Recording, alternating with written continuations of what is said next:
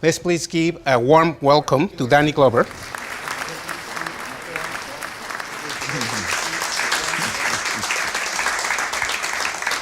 Welcome, Mr. Glover. Thank you. Thank you for being here with us Thank today. you. So we have a few questions, and we want to hear from you. We're very excited. Can you tell us about your decision to become an advisor and help Airbnb with the outreach of the community scholar? I come out of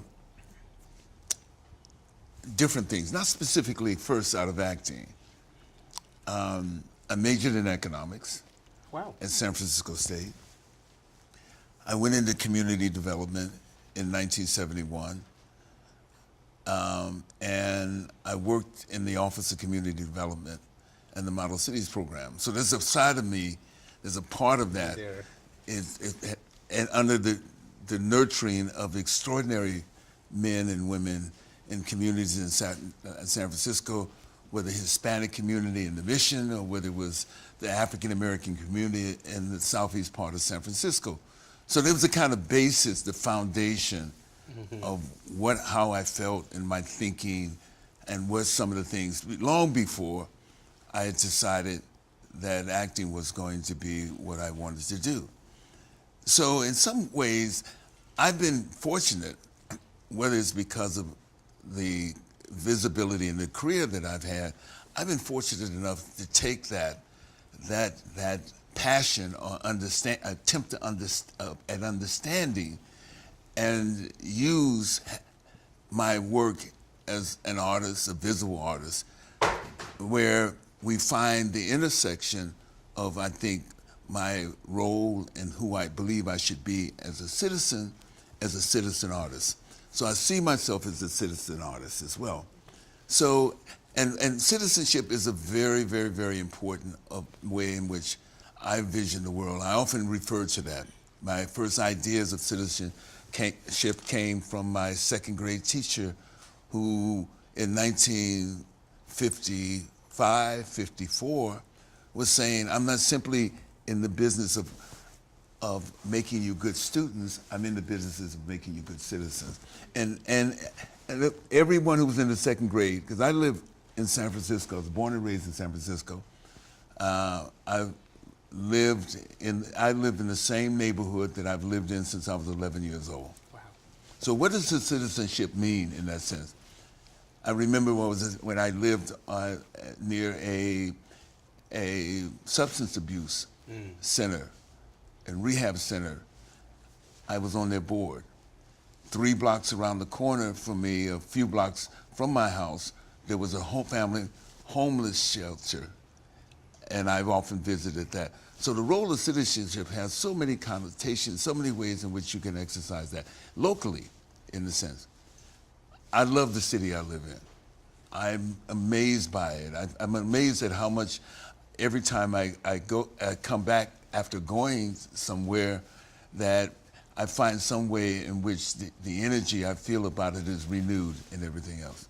And since I think the question in the 21st century is that how do we live in cities? You know, Dr. King may have said in this context, how do we build community? How do we move from community or chaos, in a sense? So how we live in cities. And so when I think about that, I think about the time I spent in community development and the stories that I remember from that and the ways in which people build community within that, within the framework of that. The work that Airbnb is doing in terms of hosting and I said democratizing the whole idea of tourism in some way, bringing people into communities, bringing people into neighborhoods is something I was attracted to.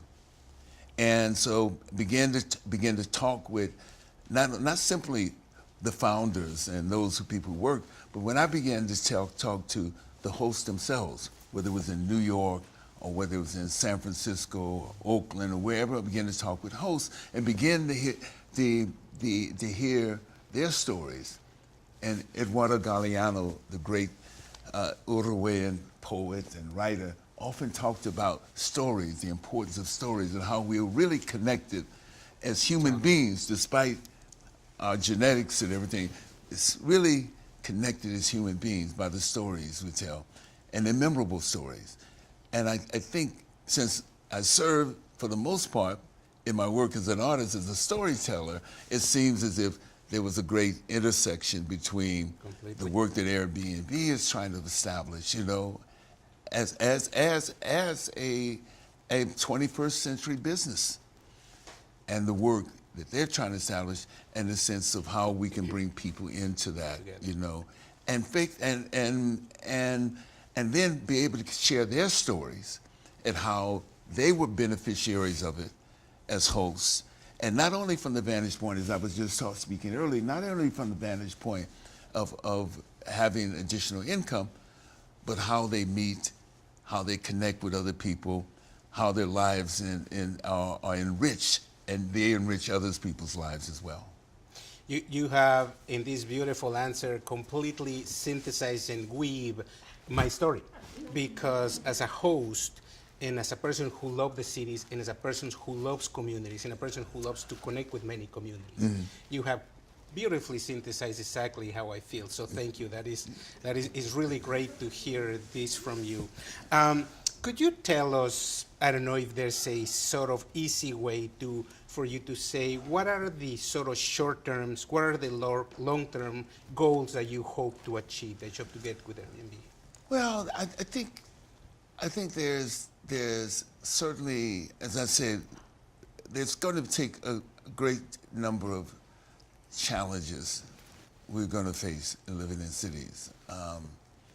Affordability, certainly as we see cities becoming more and more gentrified, major cities, major metropolis, places where people work, and so ordinary people who have not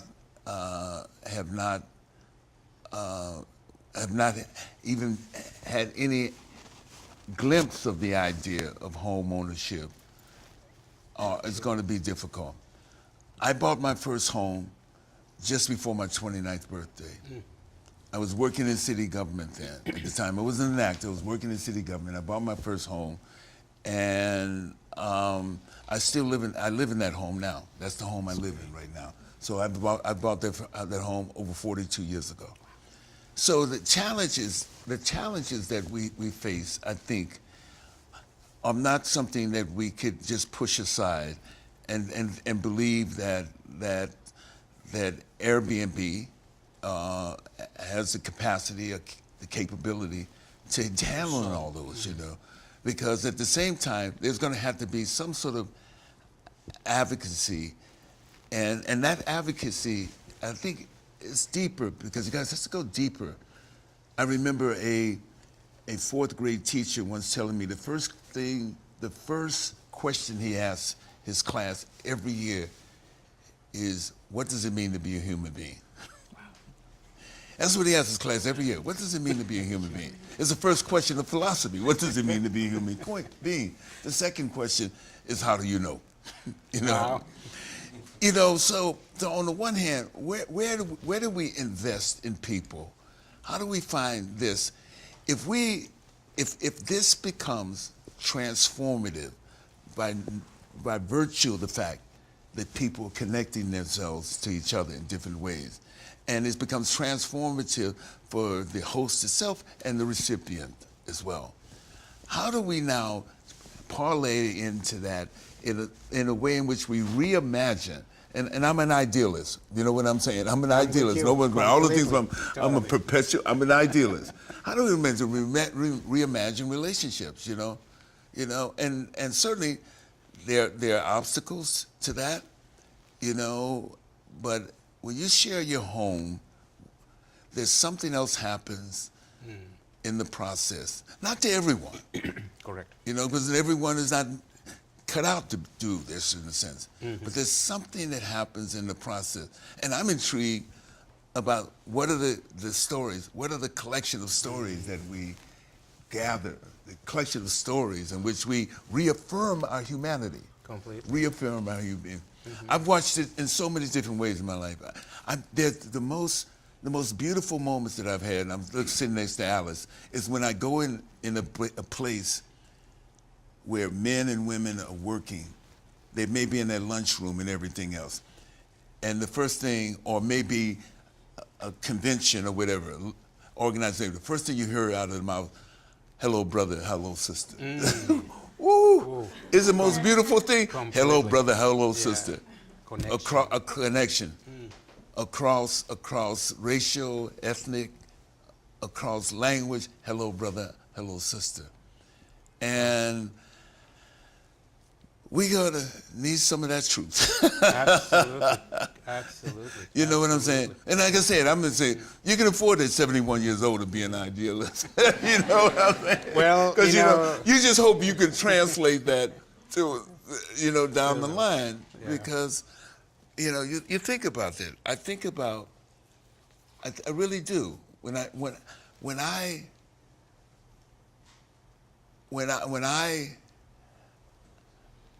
after November 8th last year, I was on the road, November 9th. I had a meeting with Dennis Williams, and we were organizing something around workers in Canton, Mississippi, and we decided to have the march, which we had on March 4th.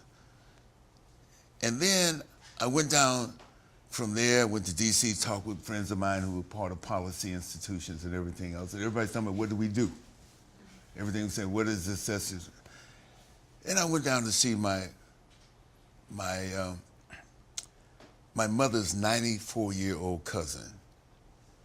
Yeah, and she made 94 January 19th this year, so she was soon to be 94 years old. I went down to see Fanny, and Fanny's known me, every part of me, when I come down there at 6 months old, she's known me and everything else.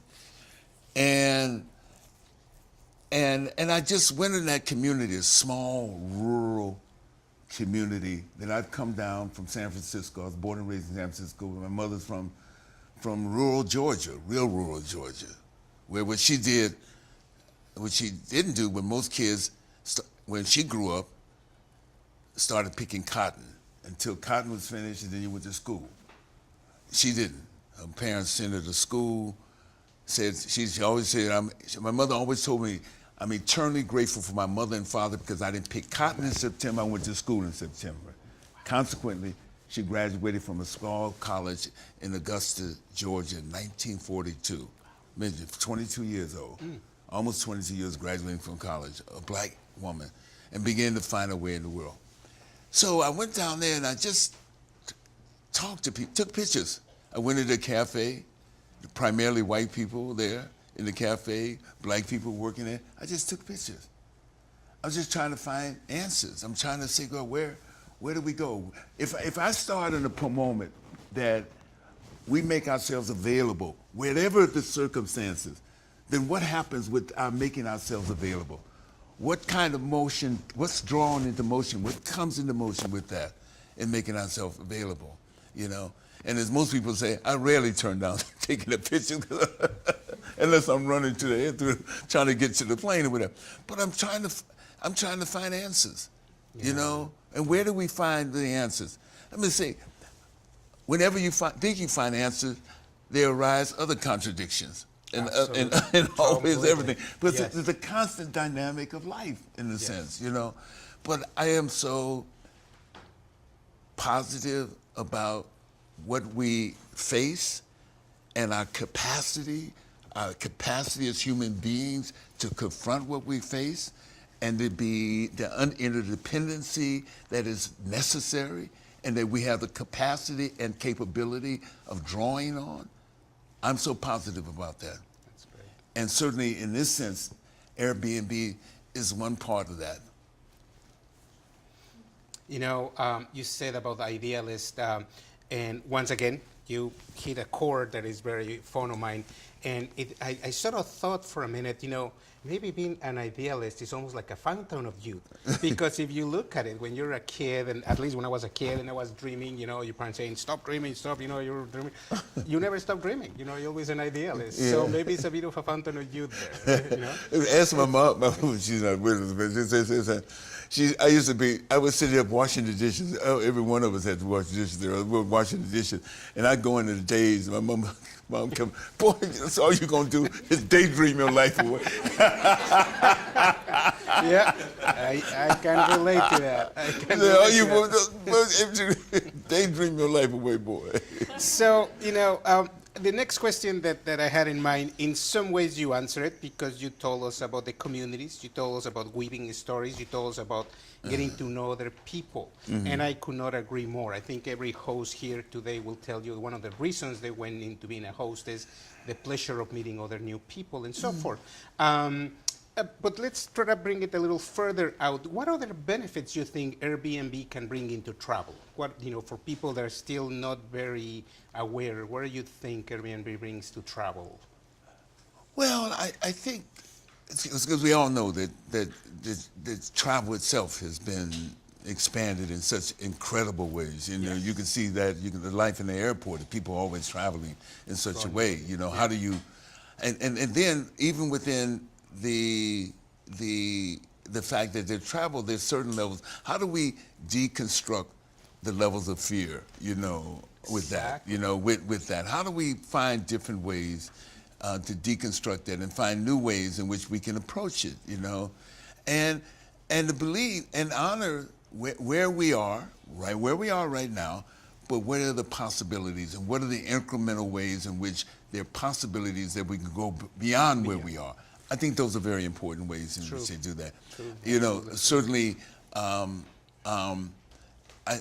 sure in every capacity, if in the sense of bringing artists together, and bringing and also identifying places in the cities, in various cities.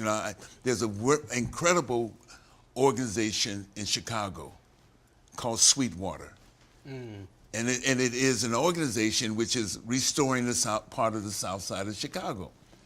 I didn't know until I talked with Emmanuel Pratt, the founder and the director, that they're on Airbnb's list. Now they have an organic garden in one part of it, of 4 square blocks right here. They do with something called aquanomics, where they have where they grow fish. This incredible tilapia, using not farming it, but using a scale in which the fish are healthy. The fish they don't use different kind of antibiotics. They don't use any of that stuff, but they do it in a natural way. So that's another way in which we can learn about the city itself. We often are shaken by the idea of the city itself because it's so enormous in the process. Absolutely. Where to go, what to do, and everything else. What are the activities that you bring, that you introduce to the hosts themselves, who at the same time are able to introduce those clients as well? It's almost like a little Zen place within the It's chaos of the it's a city. really interesting process in the thing. Because where do you go? I mean, most of us think about going in tourism. And what do you do? What are you going to see? Where are you going to go? What's this highlight of this event or whatever, this statue or this whatever it is right here? Why can't it be ecotourism in a different kind of way, in urban ecotourism in a way? Yeah. And how much of that do we draw people into that? So they have an experience, not just simply just there, but have an experience itself with real people. Absolutely. And what do people talk about? They're going to talk about what they experience. How do we change the nature of what they experience in order to be transformative in what they're doing and what this whole thing is doing? That's amazing. It's a beautiful next step of a whole new way to rediscover a city, to rediscover travel, like you said, rather than the list. Because you're still going to tackle the museum, you're still going to tackle the statue, you're still going to tackle and the museums and all that. Exactly. What is But it? how beautiful that you discover new things that different hosts are bringing to the table. Yeah. That's great. Wow, I had no idea. And it's really, I think when we talk about, the idea of a tourist agency. They'll switch you. They'll let you know what concerts they have and what festivals are happening. There's one all the other thing about. What if we do something where we move on the micro level, absolutely. you know, and where we begin to do things in which really create another kind of experience, because they're going to talk about that experience, you know. And whenever you engage, I just believe, and that's that part of that kind of idealism and everything, that whenever you engage human beings in their life and what they're doing and everything else, we all become the beneficiaries of it. Absolutely. And you know, I'm now curious what motivated him, you know, to get that pond of fish, because it's just great. You know, everybody brings something to the table. That is very. That's great. Let me switch a little bit gears, given that this is TIFF week. It's a question that I thought that, you know, you have participated in many festivals like TIFF. Do you think that Airbnb can play a role to support the young talent, the indie alternative fields, to be able to attend festivals? Do you think that there's a role there for Airbnb to help? Well, we have artists here. Alex, I've just met their artists here. And yeah, I think that's the intriguing part about it. If you believe that anything is possible, and everything is possible. Absolutely. It's intriguing the kind of relationships that you could form, you know, and the ways in which you bring and support artists. The fact that we're at TIFF right here, you know, one of the important festivals, you know, and certainly here in Toronto, where you have a large number of hosts and everything else. There's something we can work with, you know. And now, in a sense, because the festival surrounds itself in a particular place within the city itself. How does the parameters expand to other parts of the city as well, you know? And because not everyone who comes to TIFF are filmmakers. You know, the people who come here because it's a time to see film, but what else can they see? That's right. You know, I think we can become excited by that. And excite another way, get excitement around another way of approaching the film festival itself. So we need to, as hosts, we need to extend the experience. So it needs to be, what around. That's a great idea. And certainly, the festival, I'm sure, would be open to that as well. Those who run and plan the festival be open to that. The idea of how can we make this even more unique? TIFF more unique, absolutely, in a sense, in its approach, and all the other things, because it is quite, you know, I mean, I find, and coming up here for the last, a long time, coming up here on various occasions, you know, I find that the various propositions that have been placed before the festivals and challenges and also opportunities, they've embraced them to see how can we now expand another awareness of the festival, another purpose and mission within the framework of the festival itself. One recent report that Airbnb released that I was just really very pleasantly surprised, that I think ties a little bit about back in the days when you bought your home and the thought of being able to buy a home and enhance and have a home to live in. Airbnb released a report that says how the platform helps people in the creative community to make extra income, which in turn allows them to continue pursuing artistic careers. The thought comes to mind that, do you think having access to that type of technology way back then would help you, would help anyone else? I mean, do you have any thoughts to share? You mean access to the fact that, with Airbnb, we can, get extra income, that supports what we do. This is fairly new. It's a fairly new economy per se. It's a fairly new model of hosting or bringing people in gathering income. I don't know.